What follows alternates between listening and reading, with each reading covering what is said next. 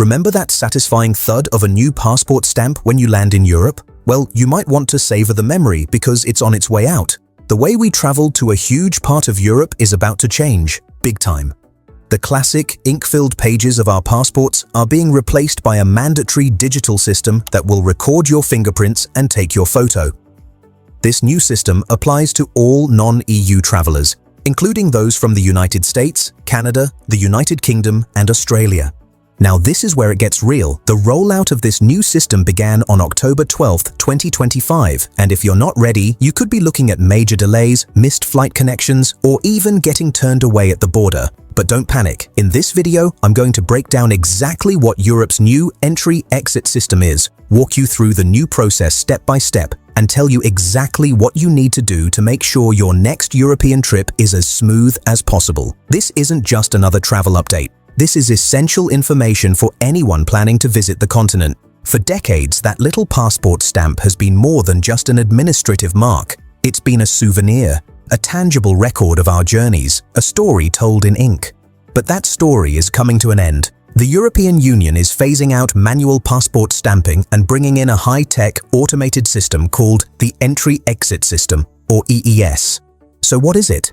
Think of it as a digital stamp. At its heart, the EES is a massive interconnected IT system built to digitally register non-EU nationals every time they cross the external borders of the Schengen area for a short stay. Instead of ink, it uses your biometric data, specifically your fingerprints and a facial image, to log your entry and exit. This is going to affect a lot of us.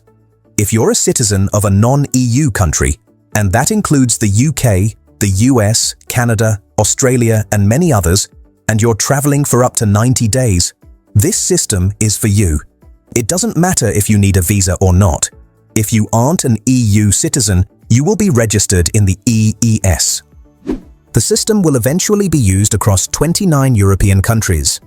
This includes all the Schengen area members you know and love, like France, Germany, Italy, and Spain, plus newcomers Bulgaria and Romania. It also includes non-EU but Schengen-associated states like Switzerland and Norway.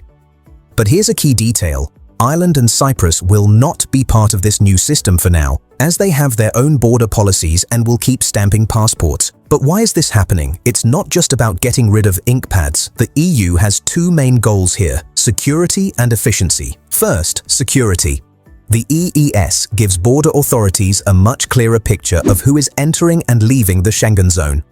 By linking a digital record to your biometrics, it makes it much harder for anyone to use fake documents or identities. The second big reason is tracking overstays.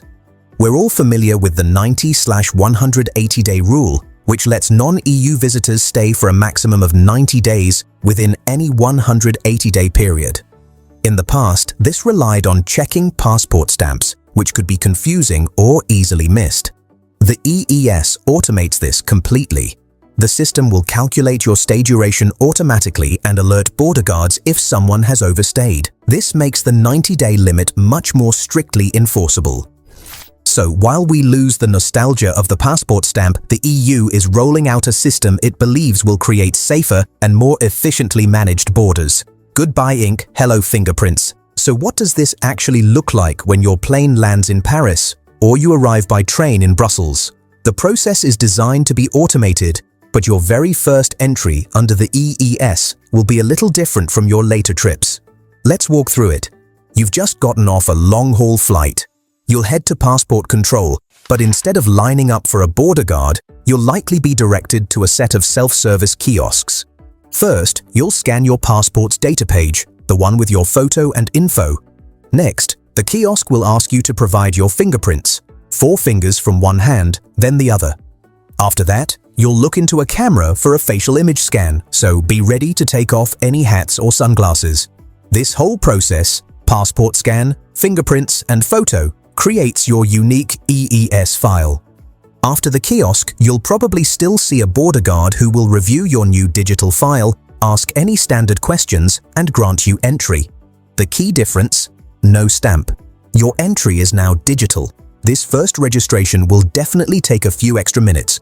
But what about your next trip? This is where the efficiency should kick in, Because your biometric data is stored, you won't have to do the full registration again. On subsequent trips, you'll just approach an automated e-gate, scan your passport, provide a quick fingerprint or facial scan to verify it's you, and the gate will open. Your EES file stays valid for 3 years or until your passport expires, whichever comes first.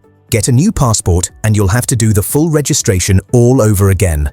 Also, a heads up, while your data is generally stored for 3 years, that period can be extended to 5 years if you overstay, so it's something to keep in mind. A new system means new ways to mess up your trip, but don't worry, here are the critical mistakes to avoid so you don't run into any headaches at the border. First, the biggest rookie error will be underestimating the time needed for your first entry. Officials have warned that the initial registration will take longer.